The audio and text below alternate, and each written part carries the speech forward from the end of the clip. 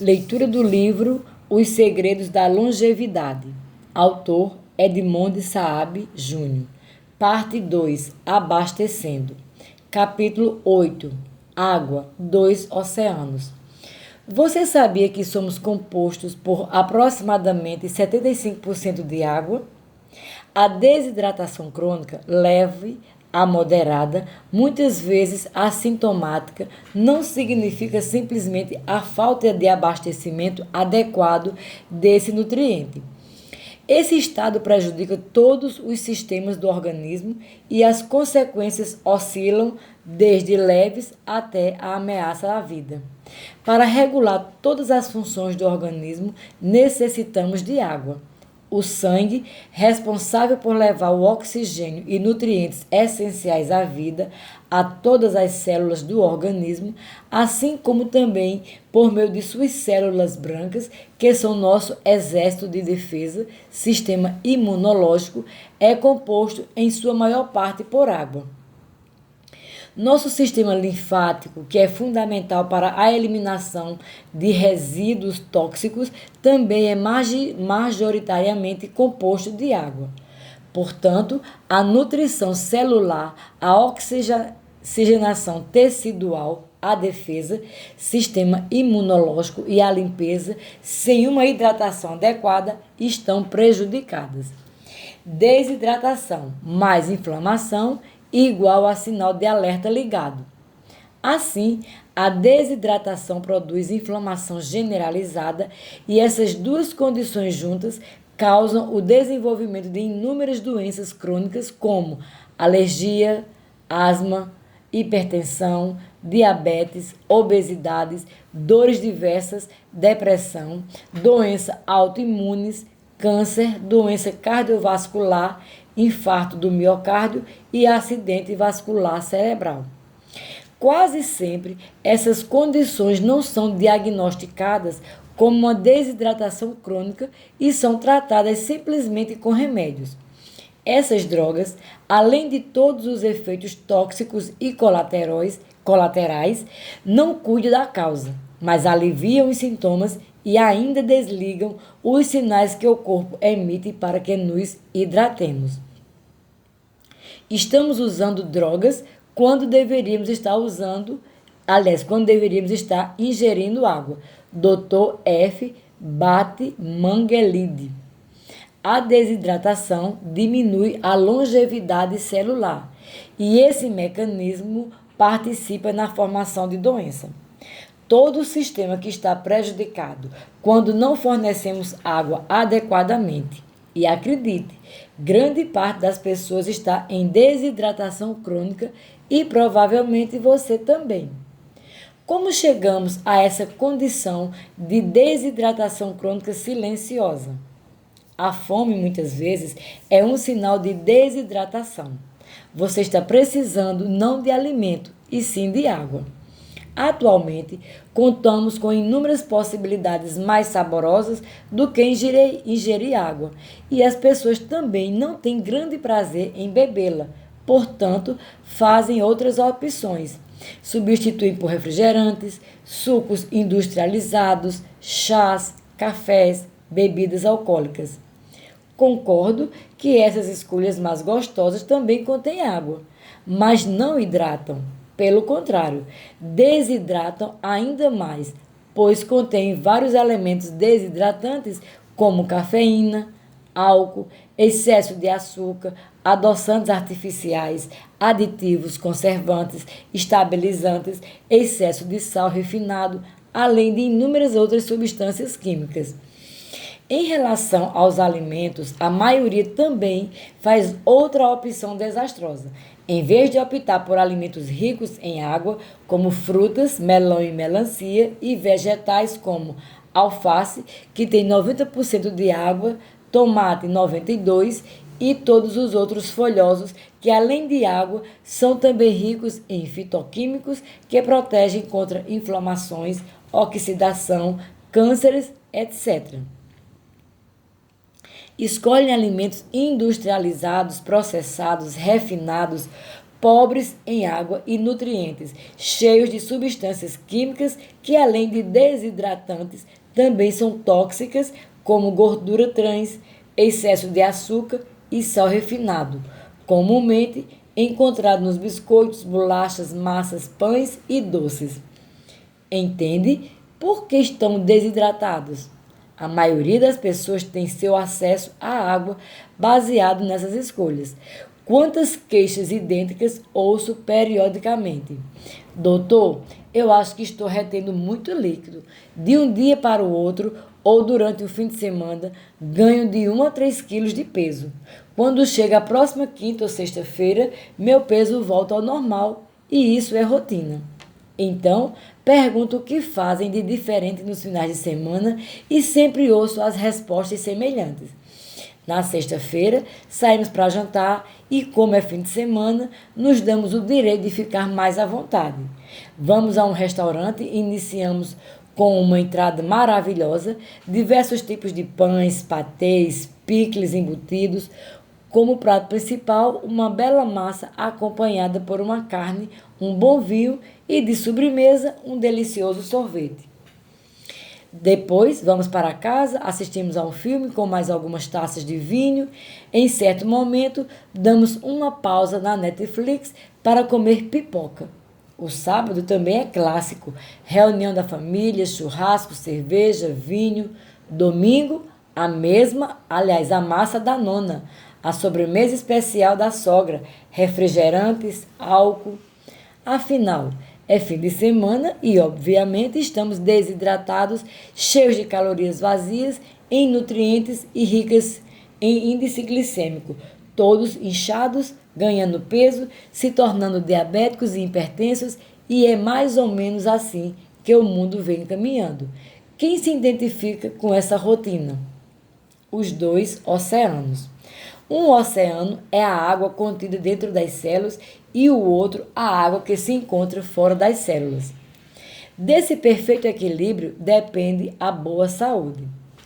Para esse equilíbrio, dependemos do suprimento da água adequada, do potássio, rico nos vegetais, frutas, que também contém vitaminas e outros minerais essenciais à saúde, e sódio, que não encontramos facilmente nos alimentos. Por isso, precisamos usar o sal, mas não estou falando do sal refinado de cozinha, que só tem cloreto de sódio, e sim do sal marinho integral, que além do sódio, contém muitos outros minerais. Água, sódio e potássio regulam o conteúdo de água dentro dos dois oceanos. A própria quantidade adequada de água regula o conteúdo no interior das células, fazendo com que a água entre em todas as células, quer alcançar para hidratar, participar das reações bioquímicas, limpar e extrair o produto tóxico do metabolismo. Quando a água entra na célula, o potássio ali contido é o responsável por contê-la lá dentro. Como ocorre nos vegetais, o potássio mantém a consistência das frutas e vegetais, segurando a água dentro deles. O sódio segura a água fora da célula, regulando assim o volume desse outro oceano. Quando não bebemos água suficiente, o mecanismo natural de entrada delas nas células não funciona. Ela será injetada nas células vitais para manter o corpo em funcionamento. Quando não bebemos água suficiente, ela tem que ser injetada em células vitais. Quando esse mecanismo forçado de injeção de água nas células se torna a via principal para levar a água para as células, precisamos cada vez de mais e mais pressão para injetar essa água. E esse é um dos mecanismos geradores da hipertensão arterial sistêmica ou pressão alta. Nesse corpo é projetado para que na desidratação, falta de água, o oceano externo se expanda para dispormos de água extra, filtrada do sódio e injetada emergencialmente em células vitais. Isso acontece por meio de um comando cerebral aos rins, para que se aumente a retenção de sódio e água. Esse é um dos mecanismos que nos tornam inchados, edemasiados, quando não bebemos água suficiente. Acredite, hidrate-se bem e ficará cada vez mais elegante, saudável e com a pele elástica, e não inchado como imagina. Vivemos anos sem beber água suficiente para as reservas de água intracelular diminuem e isso compromete todas as funções celulares. Isso ocorre em todas as células do corpo. Todos os órgãos têm seus resíduos tóxicos aumentados por falta desse solvente universal. Sempre que houver desidratação, teremos produtos de resíduos metabólicos retidos, causando sintomas das mais variadas doenças e novos remédios serão utilizados, piorando cada vez mais a homeostase, equilíbrio do sistema, a água e o cérebro. O cérebro é o órgão que mais necessita de glicose para suas funções, ou seja, comandar o corpo todo. Essa glicose é carregada até ele pelo sangue. Se o volume sanguíneo é diminuído pela desidratação, menos glicose chega até o cérebro. Portanto, todo o sistema nervoso central é periférico, é altamente dependente de boa hidratação. Caso contrário, ocorrem dificuldades de memória, dor de cabeça, várias outras sensações dolorosas, falta de energia, fadiga crônica e diminuição da força muscular. A histamina é um neurotransmissor que aumenta com a desidratação. Isso gera alergia, asma e dor crônica. Então, o que fazemos? Usamos antialérgicos, analgésicos, em vez de bebermos água. A água alcalina. Vou voltar a falar sobre isso, pois após o lançamento do primeiro livro, Manual do Proprietário, esse assunto gerou dúvidas. Doutor, por que as águas mais caras e famosas do mundo vendidas em garrafas de vidro importadas são ácidas e têm o pH abaixo de 7? Doutor, tem alguns palestrantes dizendo que devemos tomar certa marca de água extremamente alcalina, com pH acima de 10. Devo comprar? Doutor, devo investir na compra de um filtro alcalinizante? Para responder a todos vocês, primeiro quero que entendam o que é pH, potencial de hidrogênio. É a característica que uma substância tem de ser ácida ou alcalina. Em variação, ocorre assim, de 0 a 7, ácido com 7, neutro e de 7 a 14 alcalino. O pH do nosso sangue varia de 7,35 a 7,45, discretamente alcalino. Mais à frente você entenderá como se dá esse controle. Então, respondo. Se você tem uma dieta rica em vegetais pobres, em açúcar, com pouca proteína animal, sem farinha refinada, mantém a hidratação, não toma refrigerante, álcool, sucos industrializados, você é uma pessoa que está se abastecendo de alimentos alcalinos. Sendo assim, basta beber água alcalina com pH entre 7 e 8,5. Agora, se você faz tudo ao contrário, você está ácido e a água mais alcalina pode ajudá-lo. Mesmo assim, reitero que é absolutamente necessário fazer mudanças no estilo de vida. Como funciona a bomba de prótons?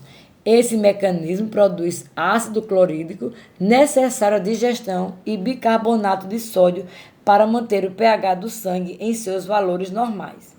Quando ingerimos alimentos alcalinos ou tomamos água alcalina, a bomba de prótons gera prótons para a luz do estômago para fazer ácido clorídrico e manda bicarbonato para a corrente sanguínea, estabilizando o pH sanguíneo. Quando ingerimos líquidos ou alimentos ácidos, o contrário ocorre. A bomba de prótons produz e manda menos bicarbonato para a corrente sanguínea e isso torna o sangue mais ácido.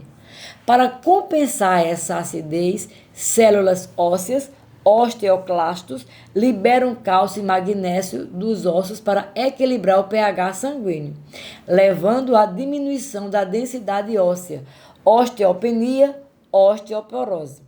A deposição de cálcio em lugares onde ele não deveria estar, calcificando e endurecendo vários tecidos como artérias, levando à hipertensão, formação de placas asteromastosas que causam infarto do miocárdio, acidente vascular cerebral, doença arterial periférica, calcificação de tendões, ligamentos, válvulas cardíacas, etc. A saída do magnésio de dentro das células para alcalinizar o sistema também causa bloqueios de centenas de reações bioquímicas intracelulares dependentes dele, levando, entre outras coisas, às arritmias e morte súbita. Lembra do quanto já alertei para ter cuidado com o uso crônico de remédios para azia, refluxo, que são justamente bloqueadores dessa bomba de prótons? Ome, lanzo, panto, exome, prazóis? Hoje sabemos que quanto mais velhos somos, mais ácido ficamos e a diminuição do bicarbonato está associado ao envelhecimento. Muitas outras questões são levantadas em relação à qualidade e à propriedade da água, como o poder de hidratação, a condutividade elétrica, a capacidade antioxidante, a capacidade de hidratação está relacionada à quantidade de moléculas de águas agrupadas. A molécula de água não fica isolada, fica normalmente em um grande número de moléculas juntas e isso diminui o seu poder de hidratação. Quando ionizamos a água, as moléculas se agrupam em menor número e têm maior poder de hidratação. Para isso, se utilizam ionizadores de água, que fazem as moléculas se agruparem em menor número, assim aumentando o seu poder de hidratação. Alguns purificadores de água já têm essa tecnologia incorporada. Um teste simples para saber se a água que você está consumindo tem boa capacidade de hidratação é colocar, por exemplo, um pouco de chá de erva cidreira ou camomila em um copo de água fria. Aguardar 3 minutos e observar se alterou a cor, ou seja, virou chá. Se isso acontecer, sua água tem boa capacidade de hidratação. Em relação à capacidade antioxidante da água, doar elétrons e combater radicais livres, é necessário analisar o ORP, potencial de oxirredução. Quanto mais negativo, melhor. Uma boa maneira de alcalinizar a água e, ao mesmo tempo, suplementar magnésio é colocar esse mineral na água que você vai beber. Agora, a quantidade diária e a forma do magnésio utilizado só podem ser definidas individualmente por seu profissional de saúde. Há anos criei uma fórmula com alguns minerais, incluindo o magnésio, e usei e prescrevi para muitos pacientes. Era uma cápsula a ser aberta e dissolvida em 1 litro de água por dia. Levei o resultado a uma indústria, mas não obtive apoio. Talvez tente novamente um dia. Não se preocupe, tanto com todos os aspectos técnicos apresentados. O mais importante que precisa entender é que é absolutamente necessário, como medicina preventiva e para a recuperação da saúde, que ao menos tome água pura na quantidade certa diariamente. Então, não espere sentir sede. Perceber os pés inchados, a boca seca, a falta de lágrima, tontura ao levantar-se rápido ou estar com a urina concentrada de cor forte para beber água. Beba constantemente durante o dia. Sua saúde agradece, mas não pense que será fácil. Você terá que criar um mecanismo que torne isso automático, um hábito. Há muitos anos, criei o hábito, mesmo sem sede, de tomar um copo d'água entre uma consulta e outra. Assim ficou fácil. Crie sua própria rotina e boa sorte. a qualidade e a quantidade de água. Enfim, razões para se manter hidratado não faltam. Então, como proceder em relação à quantidade e qualidade da água? Recomendo a ingestão diária de 25 ml a 35 ml por quilo de peso, sendo que as pessoas que têm uma rotina de alta atividade física e aqueles que não se alimentam com uma quantidade considerável de vegetais ricos em água precisam de maior ingestão. Quanto à qualidade, a resposta não é simples, em razão da diversidade de cenários e fatores que influenciam a qualidade de água nos contextos geográficos, políticos e econômicos dos estados brasileiros. Essas informações são importantes para que você possa fazer melhor escolhas sobre qual água utilizar ou qual tipo de tratamento individual adotar para melhor qualidade no ponto de uso. A água que encontramos na natureza é composta não apenas por moléculas de água, H2O, mas também por uma mistura de elementos que são incorporados ao longo do trajeto que ela percorre na natureza, como gases dissolvidos, compostos orgânicos minerais, nem sempre os benéficos, também os tóxicos, micro-organismos e material particulado, com vários medicamentos, pesticidas, partículas de plásticos, etc.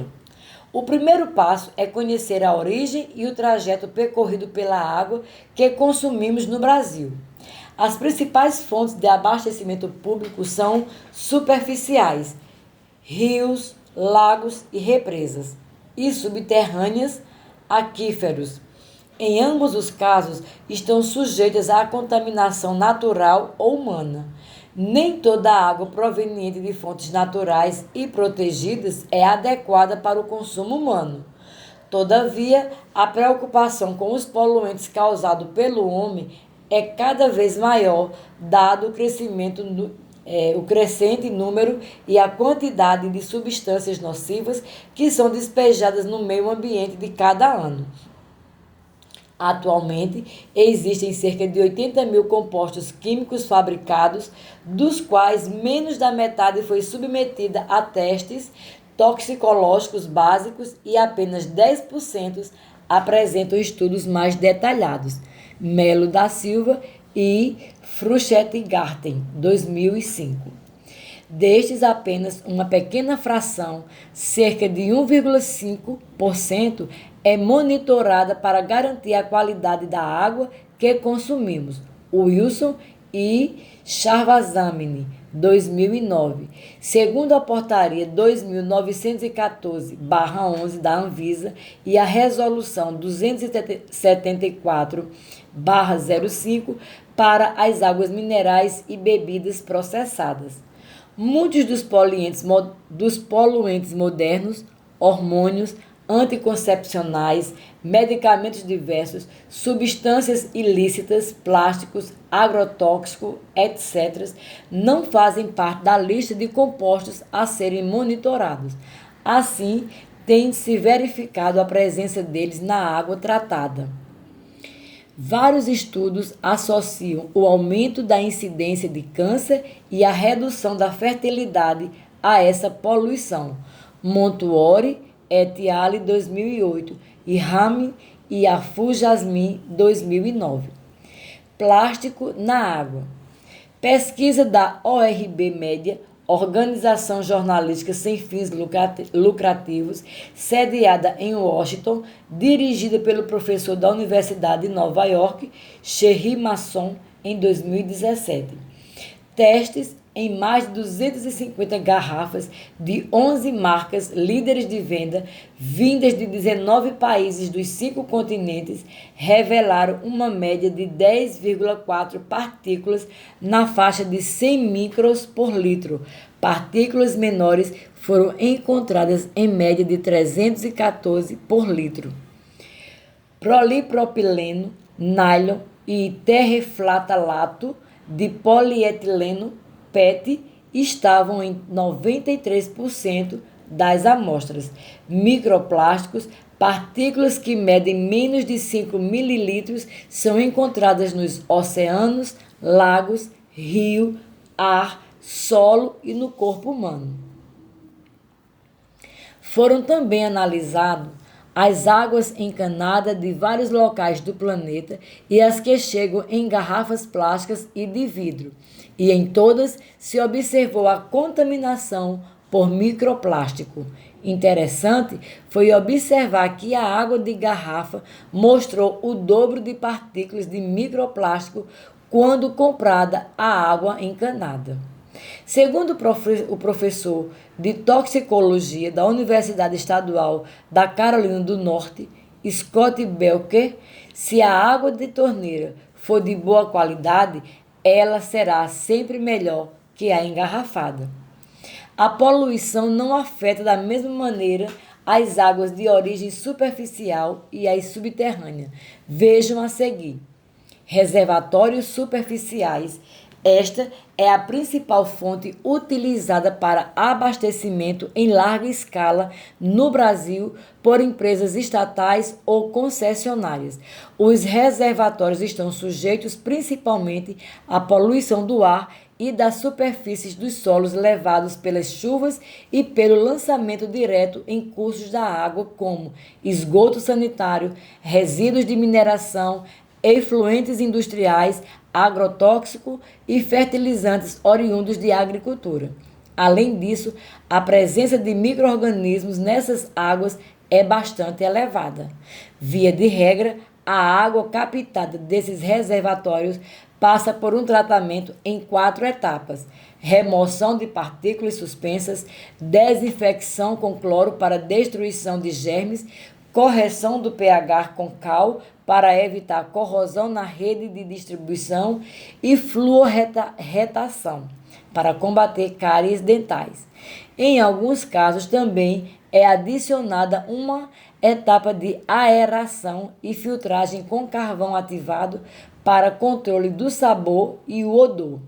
Um estudo demonstrou que mesmo após o tratamento foram detectadas na água concentrações de drogas ilícitas, assim como seus metabólitos, compostos de fragrâncias, retardadores de chamas, microplásticos, compostos cosméticos e solventes.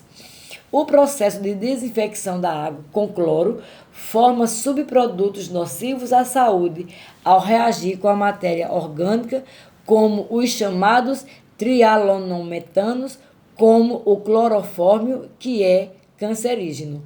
A adição de flúor na água pode gerar inúmeros danos como osteoporose, câncer ósseo e etc. Água de poços de abastecimento. As águas subterrâneas passam por um processo de filtração natural no solo antes de serem captadas.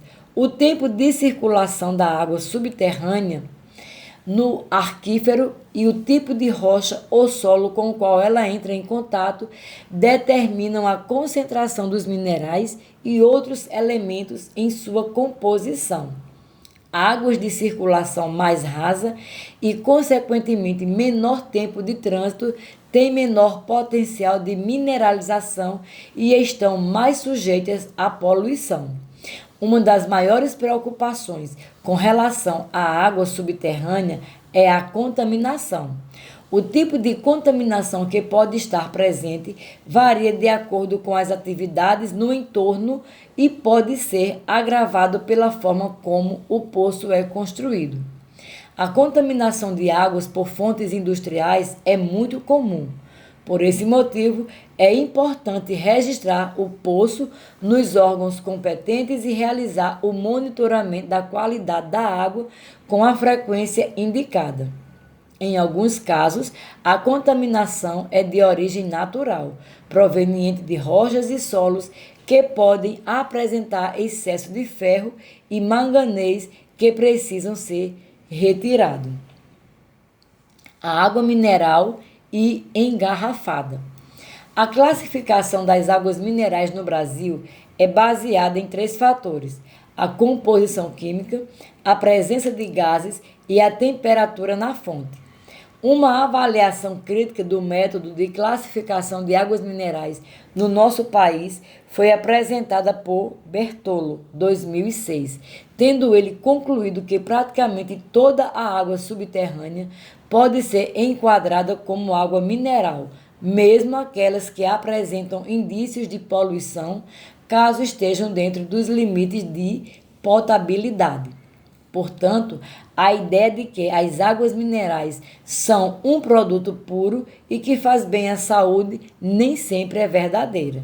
As águas minerais engarrafadas não passam por nenhum processo de tratamento, adição de desinfetantes ou flúor. Suas propriedades são conferidas pela interação da água com as rochas e o solo. A qualidade da água depende, portanto, das características do aquífero explorado, da construção do sistema de captação, proteção das áreas de entorno e higiene no processo de envasamento e das embalagens. As empresas produtoras fazem análises periódicas e reportam os resultados à vigilância sanitária. Nos rótulos são apresentados valores nutricionais e parâmetros físico-químicos das fontes, dada a diversidade de opções que podemos encontrar nas prateleiras dos supermercados, é preciso saber avaliar qual a água de melhor qualidade para consumo. Principais aspectos a serem considerados na escolha da água mineral. pH é um parâmetro importante e precisa ser mantido em torno de 7,4, igual ao pH sanguíneo, para um bom funcionamento dos processos bioquímicos do corpo. Kellum, 2000. Em função de inúmeros estudos, particularmente, sugiro uma água alcalina. Nitrato, em concentrações acima de 3 mg por litro, sugere poluição por esgotos e fertilizantes. Elevadas concentrações de nitrato maior que 9 mg por litro e de cloreto maior que 1 mg por litro são fortes indícios de poluição por esgoto.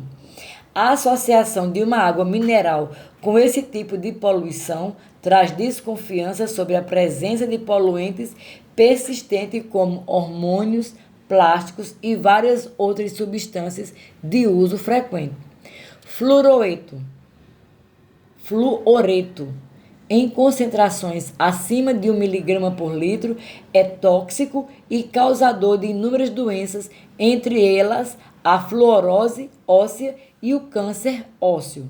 Sódio, em concentrações maiores que 100 mg por litro, não é indicado. Demais minerais benéficos à saúde presentes na água, como magnésio, cálcio e potássio, não são determinantes para a escolha, uma vez que a principal fonte desses nutrientes provém de alimentação adequada, como frutas e vegetais. Portanto, maior atenção deve ser dada à ausência de substâncias nocivas. Um dos principais pontos de discussão atualmente sobre a qualidade da água mineral está relacionada ao seu acondicionamento e transportes em recipientes plásticos, geralmente o PET, polietileno tereflalato. Vários estudos mostraram a liberação de fenóis e flalatos dessas embalagens e essas substâncias atuam como falso hormônio em nosso organismo.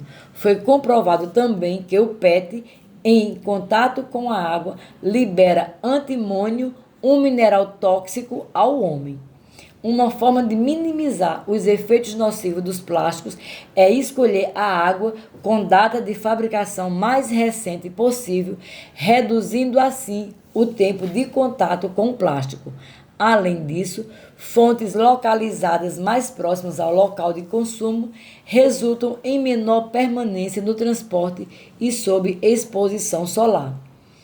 Para os recipientes retornáveis, os galões de 10 e 20 litros, há também a preocupação com a higienização e esterilização. O manuseio e o acondicionamento dessas embalagens variam de acordo com o consumidor final e o distribuidor. Apesar de ser uma forma de reduzir o consumo de embalagens, evitar o desperdício e a destruição da natureza, se o processo de limpeza não for bem realizado, pode ocorrer a contaminação da água por agentes patogênicos, sem falar que as próprias embalagens plásticas, após serem abertas, favorecem o crescimento de germes.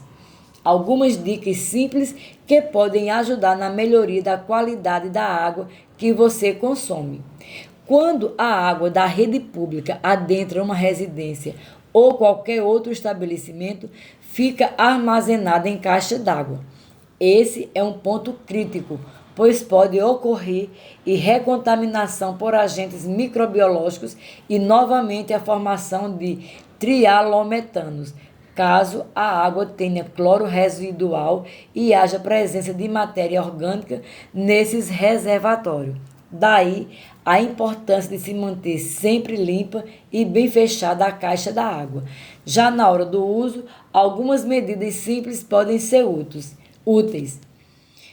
Flushing, abrir a torneira e aguardar 30 segundos a água corrente antes de usá-la para beber ou cozinhar. Dessa forma, poluentes presentes na tubulação e registro que se acumulam na água parada são descartados. Para evitar o desperdício, essa água pode ser coletada para descarga ou limpeza. Aeração. Os poluentes orgânicos voláteis que evaporam, como o clorofórmio e o cloro, podem ser removidos da água pela simples agitação ou aeramento. Deixar a água exposta em um recipiente aberto, agitá-la em um liquidificador ou uma bomba de ar por alguns minutos apresenta bons resultados. Ferver a água por 10 minutos. Excelente procedimento para desinfecção, além de remover os compostos que evaporam. Esse é um processo fácil de se adotar em viagens, em situações em que se desconfie da qualidade da água. Apesar de as medidas acima melhorarem a qualidade da água, o ideal é que sejam utilizados sistemas de purificação adequados à fonte utilizada. As características da água que chega à nossa torneira variam dependendo de sua origem. Portanto, se você procura pelo melhor tratamento e purificação para o seu propósito, vale a pena investir em um projeto feito por um profissional da área que vai desenvolver diferentes estratégias para cada necessidade. Apesar de existirem vários sistemas de purificação de água, vou sugerir as duas técnicas que considero mais eficazes, ao menos para a água de beber e cozinhar. Destiladores. Esse tipo de purificador é um dos mais eficientes na remoção de contaminantes, micro-organismos e minerais pelo processo de evaporação e condensação da água. Esse sistema remove tudo o que há de bom ou ruim na água. A única classe de contaminantes que esse sistema não remove com tanta eficiência são os compostos orgânicos voláteis que são evaporados e condensados junto à água, como o cloro e o clorofórmio. Para otimizar o resultado, após destilada, a água pode passar por um processo simples de filtração por carbono ativado ou aeração novamente. Osmose reversa. A eficiência desses equipamentos na remoção de minerais e contaminantes orgânicos varia de 80% a 98%. Apesar de muito eficiente, sua manutenção adequada é fundamental para que não ocorra a saturação das membranas, principalmente pela formação de biofilmes de micro-organismos que podem causar a infecção da água. Apesar de esse sistema reter micro-organismos, às vezes pode ser recomendado, após o osmose reversa, um método de desinfecção como ultravioleta ou ozônio. Em geral, A osmose reversa, associada à água da rede pública, apresenta bons resultados de purificação, pois nesse caso, essa água já vem com cloro para matar micro-organismos. Agora que vocês já são detentores de tantas informações para obter uma água pura, faz-se necessário conhecer um pouco sobre a energização e ativação dessa água, como acontece quando ela corre livre pela natureza, entre as pedras dos rios e cachoeiras, deslizando solta pelo solo, recebendo informações vibracionais, vitalizantes e energia solar, ao contrário do que ocorre quando quando está estagnada ou sendo impulsionada por meio dos encanamentos. Vocês se recordam do maravilhoso trabalho do já falecido cientista japonês Masaru Emoto e os cristais da água energizadas com preces, agradecimentos e sentimentos altruístas? Se não conhece, pesquisem a respeito. Andreas Schulz segue o mesmo caminho de pesquisas em laboratórios europeus e mostra isso no fantástico livro Cristais de Água, tornando a qualidade de água visível. Como obter essa ativação e a estruturação da água? Pesquise por água estruturada para entender melhor. Você vai encontrar vários dispositivos magnéticos, vidros, entre outros, que podem realizar essa função. Observação. Para estruturar a água já existente no organismo, para uma melhor utilização bioquímica, 2 métodos são eficientes: caminhar descalço sobre areia, terra ou grama, para receber elétrons do planeta, assim como a exposição solar rica em raios cósmicos e sauna de infravermelho. Mesmo assim, siga algumas dicas práticas para realizar essa estruturação da água que vai beber ou usar para cozinhar. Deixar a água utilizada para beber e cozinhar exposta alguns minutos ao sol. Colocar uma pitadinha de sal marinho, cerca de alguns miligramas por litro de água. Separar um recipiente como um escorredor de macarrão e encher de bolinhas de vidro, fazendo com que a água já tratada corra entre as bolas de gude, simulando a passagem pela natureza antes de ir para um recipiente final. Pôr a água em uma jarra circular e mexer com uma colher para criar um vórtice. A água estruturada tem uma estrutura química diferente da estrutura da água encanada. Ela tem uma nova ligação de hidrogênio que a transforma em H3O, o que traz inúmeros benefícios à biologia. Poderíamos chamá-la de água em sua 4ª fase. Na Universidade de Washington, o biofísico Dr. Geraldo Pollack vem estudando esse fenômeno há bastante tempo e escreveu um livro fantástico a esse respeito. E, por fim, que tal irradiar um sentimento de gratidão pela natureza, pela água, para energizá-la e transformá-la em lindos cristais geométricos, como mostra Masaru Emoto em seu livro. Capítulo 9. Oxigênio. A origem da fonte da vida. Respirar parece algo tão simples e automático. Mas será que sua oxigenação está eficiente? O que esse fator pode desencadear no funcionamento do seu corpo e na manutenção da sua saúde? Resolvi escrever este capítulo, pois observo que as pessoas que mantêm uma melhor capacidade respiratória têm mais disposição, qualidade de vida e muito menor incidência de doenças. Poucas são as pessoas que dão importância a esse aspecto fundamental à vida. Na juventude, com a prática de atividades físicas, conseguimos manter uma boa oxigenação e otimizar nossa função mitocondrial, que é gerar energia para todo o sistema funcionar. À medida que envelhecemos, perdemos gradualmente essa capacidade hipoxia funcional e o nosso organismo se torna menos oxigenado e mais ácido, predispondo o aparecimento de doenças mais diversas. Outro fato importante que peço que leve em consideração é a quantidade de oxigênio que hoje está disponível na atmosfera, comparada à que existia há 100 anos, antes do desenvolvimento industrial que gerou toda essa poluição atual. A boa oxigenação é fundamental para a manutenção e o funcionamento da nossa máquina.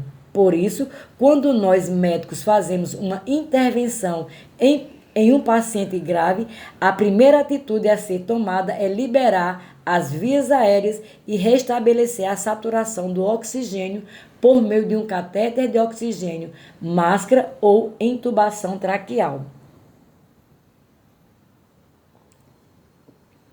Vou mostrar a você de modo prático, nos próximos parágrafos, como manter a boa saturação de oxigênio e comentar técnicas para que isso ocorra de forma eficiente, pois pretendo simplesmente passar esse importante conhecimento para que todos possam prolongar e manter a qualidade de vida. Sedentarismo em números. Estudo publicado na revista Lancet em julho de 2012 mostra que o sedentarismo mata tanto quanto o cigarro. Segundo esse mesmo estudo, o Brasil tem 47% dos homens e 51% das mulheres nessa condição de sedentários. Caminhada e corrida reduzem o risco de morte por câncer cerebral. Um estudo foi realizado pela National Honours e Walks Studios com 111.266 corredores e 42.136 caminhantes. Esses participantes foram acompanhados por 12 anos e, ao longo desse período, foram registrados 110 mortes por câncer cerebral. Assim, o estudo conclui uma diminuição de 41% de casos de morte cerebral para os pacientes que se exercitam. Atividade física protege contra câncer de mama e colo retal. 60 minutos de atividade física aeróbica ao dia, como caminhadas, diminui os níveis de insulina, inflamação crônica silenciosa e aumenta a imunidade. Câncer e a atividade física. Estudo acompanhou 71.654 pessoas durante 16 anos. Foram registrados 2.002 mortes por câncer. O grupo que realizou atividade física intensa apresentou 45% menos risco de mortalidade por câncer. Atividade física e aumento da expectativa de vida.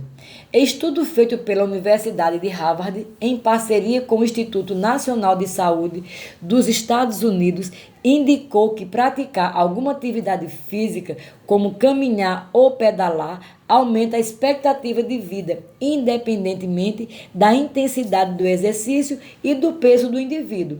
Os pesquisadores levantaram dados de 6 estudos diferentes ao todo. Eles analisaram mais de 650 mil participantes de 21 a 90 anos, sendo a maioria de 40 anos. Os autores descobriram que o nível mínimo de atividade para aumentar a longevidade é o acréscimo de 75 minutos de caminhada rápida ou outra atividade moderada por semana, o que significa apenas 10 minutos diários. Essa atividade acrescenta 1,8 ano a expectativa de vida de uma pessoa acima dos 40 anos na comparação com um sedentário. Se esse mesmo exercício for realizado 150 minutos por semana, eleva em 3,4 anos a longevidade da pessoa e, se praticado durante 450 minutos por semana, esse aumento chega a 4,5 anos de vida. Estudo divulgado na revista PLOS Medicine.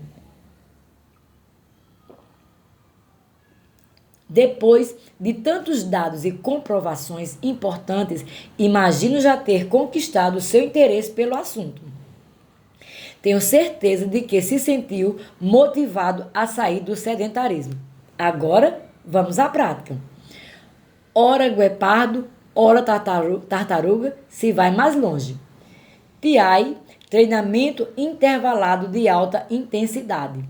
O atleta tcheco Emil Zatopek, que adotava esse treinamento, foi o único na história a vencer as provas dos 5.000 metros, dos 10.000 metros e a maratona na mesma Olimpíada em Helsinki em 1952. Esse treinamento, ao contrário do tradicional, andar no mesmo passo, correr ou nadar na mesma velocidade, TCMI, treinamento contínuo de moderada intensidade, se caracteriza por alternância no ritmo. Apesar da denominação alta intensidade, isso será relativo para cada pessoa, isto é, não significa que você tenha que dar um pique enorme. Vou exemplificar. Imagine um octogenário ou, para ser ainda mais enfático, um transplantado cardíaco. Em ambos os casos, o fato de andar a uma velocidade de 1,8 a 2 km/h na esteira pode corresponder à máxima intensidade, enquanto para um jovem atleta a máxima intensidade pode ocorrer a 12 km/h ou mais. Vários estudos clínicos realizados na última década mostram vantagens no TI sobre o TCMI e foram avaliados por meios de análise ventilatórias, marcadores bioquímicos em análise sanguínea, perda de massa gorda e quantidade de vida.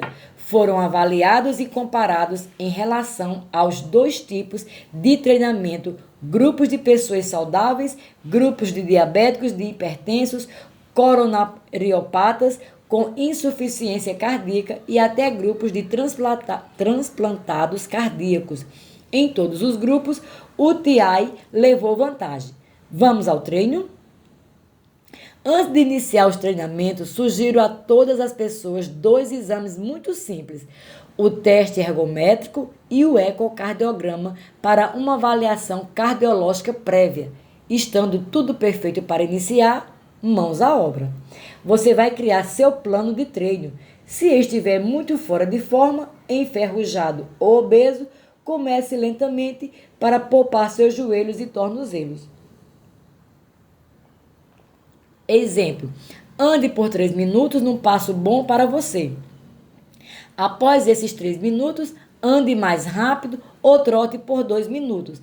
Repita essa série de andar e trotar mais 3 vezes. Isso vai totalizar 20 minutos. Com o passar da semana, você vai começar a sentir o exercício muito fácil. Então, aumente mais uma série de caminhada e trote, totalizando 25 minutos. Quando sentir que essa fase de treino está tranquila, aumente a intensidade das caminhadas e dos trotes. Se conseguir, pode aumentar o tempo de trote ou trocar pelo mesmo tempo de corrida. Lembre-se de que um treinamento como esse, de 30 minutos diário, é mais eficiente para a sua saúde comparado a uma caminhada de velocidade contínua ou corrida de 50 minutos. Para fazer o TI com segurança, você precisa aprender a controlar sua frequência cardíaca, seus batimentos por minuto. Quando você estiver andando, ou seja, na fase de recuperação, sua frequência cardíaca deve estar em 65% da sua frequência de pico, e quando estiver em fase de alta intensidade, trotando ou correndo, sua frequência cardíaca não deve exceder 90% da sua frequência de pico. Então, como calcular a frequência cardíaca, seus batimentos cardíacos nas duas fases? A frequência cardíaca de pico você calcula da seguinte forma: 220 menos a sua idade. Se você tem 50 anos, por exemplo, 220 menos 50 igual a 170. Batimentos por minuto, BPM. Essa será a sua frequência de pico. Então, na fase de recuperação, caminhando, quanto seria o ideal? Seria 65% de 170 BPM ou 110 BPM, e na fase de alta intensidade, trotando ou correndo, 90% de 170 BPM ou 150 103 BPM. Para facilitar, você pode usar um polar para controlar seus batimentos enquanto treina. É simples e barato. Mas se apesar dessas orientações você se sentir inseguro para iniciar as atividades, veja o que mostro a seguir. Se achar confuso, o ideal é pedir instruções a um orientador físico. Segurança para treinar. Observe as evidências a seguir e como os resultados são fantásticos. Pacientes isquêmicos classificados como inabordáveis são aquelas pessoas portadoras de severas obstruções nas coronárias, artérias que irrigam o músculo cardíaco e nas quais já foram realizados todos os procedimentos intervencionistas possíveis, como cirurgia de revascularização miocárdia, as conhecidas pontes de safena, de artérias mamárias ou angioplastias como colocação de estentes, desobstrução das coronárias ocluídas ou semioclusas e implantes de um dispositivo para mantê-las abertas, realizados por meio do cateterismo. Além disso, a esses pacientes nada mais resta a não ser o tratamento com medicamentos para melhorar a qualidade de vida, aumentando sua capacidade para realizar os afazeres diários, auxiliando na redução da dor angina por falta de oxigenação do músculo cardíaco e prolongando sua vida no que for possível. Esses mesmos pacientes, quando encaminhados aos centros de reabilitação cardíaca, por questão de segurança, só tinha uma opção: treinar em uma frequência cardíaca 10% abaixo da frequência que desencadeasse o sintoma de angina, dor no peito ou que originasse alterações eletrocardiográficas de isquemia, falta de oxigenação no músculo cardíaco. Mas, e os pacientes inabordáveis que já estão medicados com tudo que é possível e com melhor ajuste nas doses e mesmo assim sentem dor no peito ao mínimo esforço e apresentam alterações eletrocardiográficas com cargas muito baixas de exercício? O que fazer com esse grupo de pacientes? Ou treinam na zona de isquemia ou não treinam. Até então, a opção era pelo não treinamento. Mas na última década, um grande estudo foi realizado no Canadá com pacientes nestas condições. Um grupo foi submetido à atividade física intervalada, mesmo estando no limiar isquêmico, quando sentiram angina e apresentavam alterações eletrocardiográficas de isquemia. Foram colocados em bicicletas ergométricas, pedalando rapidamente por 15 segundos, alternando com 15 segundos lentamente, fase de recuperação. E assim se repetiram várias séries. O que não se esperava é que na sequência do treinamento, após várias repetições, as dores diminuíam e as alterações eletrocardiográficas melhoravam e, em alguns casos, até desapareciam. Conclusão: para os pacientes nessas condições de limiar isquêmico baixo, inabordáveis aos tratamentos invasivos e sendo tratados com tudo o que existe de possível em medicamentos, treinar, mesmo nessas condições, além de seguro, é benéfico e a única alternativa. Não se esqueça, exercite-se sempre sob a supervisão do seu cardiologista. Mesmo assim, fico feliz em saber que você agora já tem esse conhecimento, ao menos para pesquisar e argumentar. Agora eu vou abordar outras possibilidades para a associação com a atividade física com o objetivo de melhorar a oxigenação. O peixe fora d'água morre, mesmo dispondo de oxigênio na atmosfera. A questão é que ele não consegue utilizá-lo. Oxigenoterapia de von Ardenne ou oxigenoterapia multifásica. Manfred von Ardenne, físico alemão, participou do desenvolvimento da bomba atômica na Segunda Guerra Mundial na União Soviética. Quando voltou à Alemanha, inspirou-se na pesquisa do Dr. Van Burg, cientista alemão que ganhou o Prêmio Nobel em 1931 por suas pesquisas ligadas ao câncer e à oxigenação. Montou seu laboratório em Dresden, na Alemanha, e desenvolveu essa técnica de oxigenoterapia que vou explicar a você.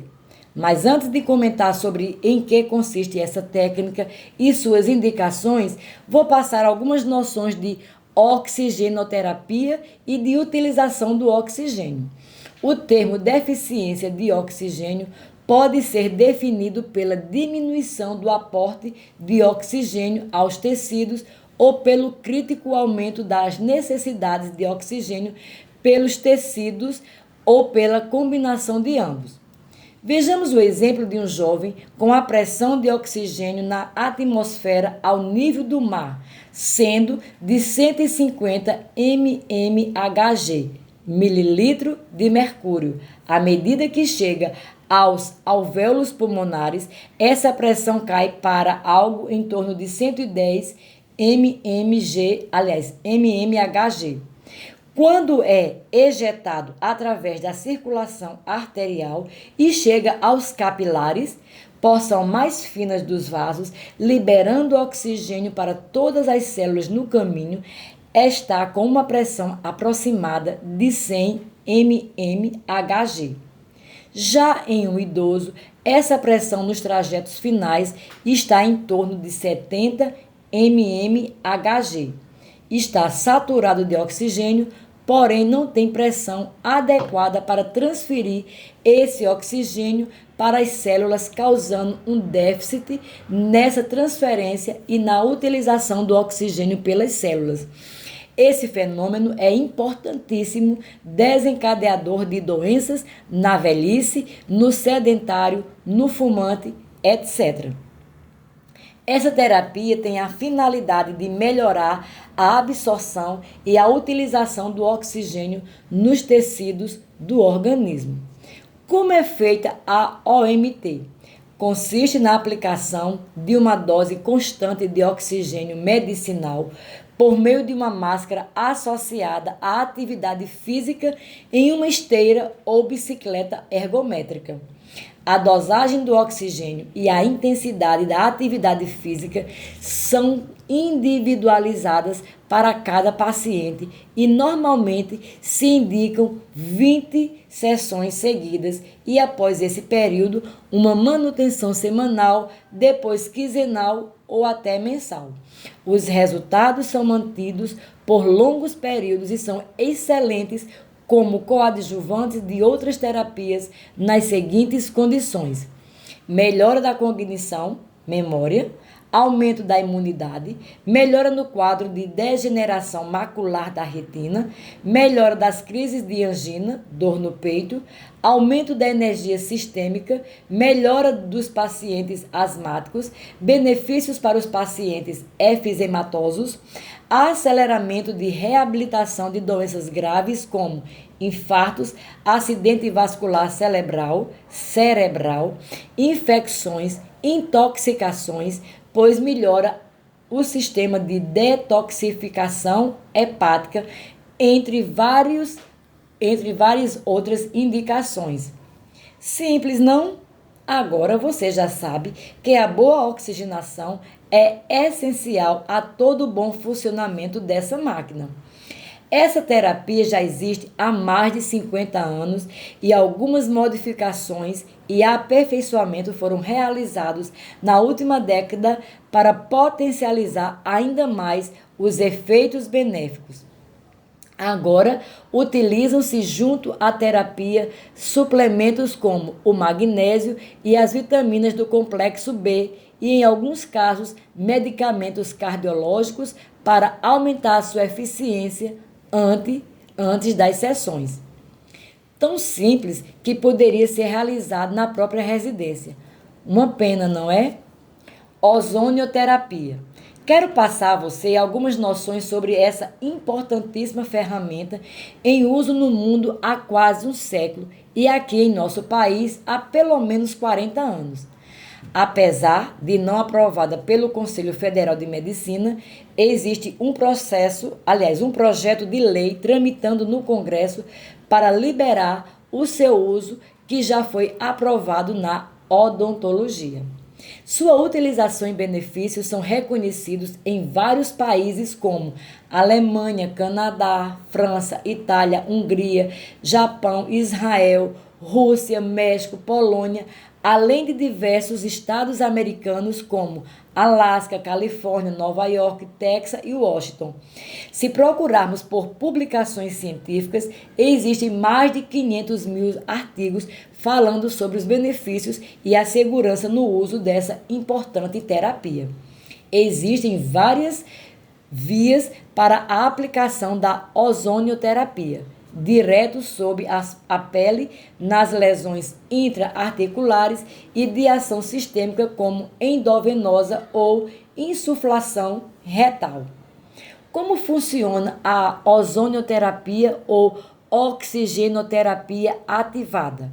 A oxigenoterapia estimula a atividade de enzimas que vão liberar o oxigênio da hemoglobina, proteína presente nas células vermelhas do sangue que carregam oxigênio, para dentro das células, aumentando a disponibilidade de oxigênio para que a mitocôndria trabalhe melhor, produzindo a molécula de energias necessária à vida conhecida como ATP, adenosina trifosfato.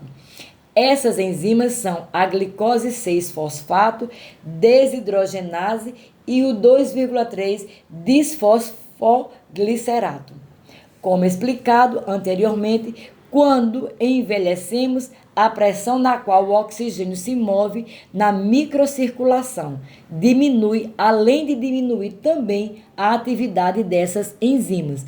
Por isso, a disponibilidade de oxigênio para que as mitocôndrias gerem energia também descresce, o que chamamos de hipoxia funcional. Outras atividades importantes da oxigenoterapia estão em aumentar a nossa produção de oxidantes próprios, glutátio, superóxido, dismutase e catalase. E assim, nossa capacidade de controlar o estresse oxidativo e excesso de radicais livres. E você sabe onde está envolvido esse estresse oxidativo? Simplesmente em todas as doenças. Nas artérias causa disfunção do endotélio, levando à hipertensão, arteriosclerose, infarto do miocárdio, acidente vascular cerebral, doença arterial periférica, no sistema imunológico, causa inflamação crônica, envolvida com todas as doenças degenerativas e doenças autoimunes, etc. No cérebro, doenças neurodegenerativas como Alzheimer e Parkinson, nos pulmões, asma, efizema e câncer, nas articulações, artrites, nos olhos, degeneração macular e cegueira, nos rins, insuficiência renal, enfim. Isso que chamei no manual do proprietário de um dos monstrinhos participando dos processos de doenças. Justamente modulando esse processo de oxidação, o ozônio estará participando da prevenção e da melhora de todos os processos citados acima. Concorda que já seria mais que suficiente para a sua indicação? Mas ainda há outras funções muito importantes dessa terapia. Ação antibacteriana, antiviral e antifúngica, com a observação de não gerarem bactérias resistentes, efeitos cicatrizantes em afecções da pele, como úlceras crônicas, pés diabéticos e feridas. E tem mais. Auxilia no processo de detoxificação hepática, libera fatores de crescimento para regeneração de tecidos, tratamento da dor, diminui os efeitos colaterais da quimioterapia e radioterapia.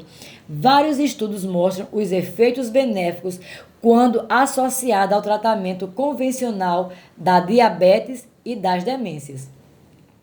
São raras as contraindicações ao uso da ozonioterapia. Pacientes com doenças de coagulação sanguínea, com níveis muito baixos de plaquetas e acidente vascular cerebral hemorrágico. A ozonioterapia, apesar de muito segura, deve ser realizada por médico capacitado que utiliza as dosagens da janela terapêutica. Por questão de segurança, deve-se fazer a dosagem da enzima glicose 6-fosfato desidrogenase em laboratório antes do início do tratamento para verificar se o paciente não apresenta deficiência desta. Caso seja constatado esse problema, o tratamento é contraindicado. Atenção! A ozonioterapia nunca deve ser utilizada por via inalatória. Em outras formas fantásticas de oxigenoterapia, enquadra-se a câmara hiperbárica de baixa pressão, medicina hiperbárica, em que, por meio da pressão do oxigênio, fazemos com que esse gás se difunda com muita mais facilidade por todas as células e tecidos, gerando os mesmos benefícios anteriormente mostrados. Airenergy. Esse equipamento alemão, liberado para a utilização em hospitais alemães e em outros países europeus, consiste em um modo simples de ativação do oxigênio por meio de fótons e no aumento da atividade das enzimas para liberarem esse oxigênio para utilização. Um processo simples, rápido, feito através de catéter nasal. Mas este livro não é um curso de oxigenoterapia e essa cultura médica ainda é muito pobre em nosso país. Por isso, vamos seguir em frente. O importante é que agora você sabe que existem esses tratamentos, são eficazes e estão disponíveis a nosso favor em prol da saúde. E não se esqueça, use a imaginação para suar uma camisa ao dia. A seguir, mais 2 estudos ilustrativos sobre o tema para ter a certeza de que você não vai adiar essa atitude, isto é, a oxigenação por mais tempo. Exercício e microbiota. Foram recrutados 32 voluntários sedentários que foram submetidos a exames de sangue e fezes e foi indicado que fizessem exercícios físicos 3 vezes por semana, sem alteração na dieta. Após 6 semanas, os pesquisadores coletaram mais amostras para exames e observaram que a microbiota havia se alterado e até os genes de certos micro-organismos sofreram mudanças. Houve aumento de micróbios capazes de produzir ácidos graxos de cadeia curta, o que diminui a inflamação em todo o organismo e ajuda a reduzir a resistência à insulina, um precursor dos diabetes. Quando pararam de se exercitar, a microbiota voltou ao que era antes. Você encontrará informações sobre o butirato no capítulo 11, como manter seu sistema digestivo em ótimo funcionamento. É esse o ácido graxo. Pasme com o que ocorre com esses ratos. Dick Jensen e colaboradores da Universidade de Liverpool, John Moores, no Reino Unido, analisaram uma série de pesquisas com roedores que foram publicados no periódico da Associação Médica Americana em dezembro de 2017. Foram comparadas cobaias que tinham acabado de se exercitar com outras que nunca praticaram atividade física. Ataques cardíacos foram induzidos nesses animais, bloqueando uma artéria coronária. Em seguida, avaliaram a gravidade dos infartos, o quanto havia morrido de músculo cardíaco em cada grupo de cobaias. Todos os estudos apontaram que uma única sessão de exercício levou um ataque cardíaco menos grave, e esse efeito perdurava por dias. A maioria dos estudos submeteu suas cobaias a sessões de 1 hora de intensidade moderada. Obviamente, por questões éticas e humanitárias, não podemos reproduzir esses estudos em humanos, mas acredito ter escolhido Um belo exemplo que comprova a importância deste capítulo.